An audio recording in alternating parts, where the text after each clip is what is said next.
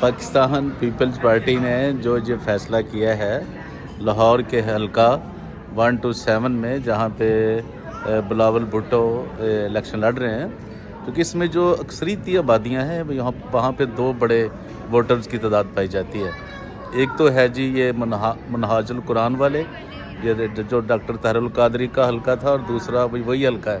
اور اس کے بعد یہاں پہ کرسچنوں کی بہت بڑی آبادیاں ہیں، جس میں بہار کالونی آتا ہے، گرین ٹاؤن، یہ ٹاؤن شپ اور اس طرح کے بہت سے علاقے آتے ہیں۔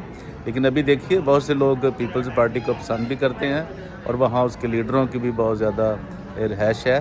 تو ابھی دیکھیے وہاں، لیکن اس حلقہ یہ بالکل یہ نواز شریف، مریم نواز، شہباز شریف اور ان کی رہائش بھی اسی حلقے میں ہے، بڑا قریب ترین یہ جی حلقہ ہے۔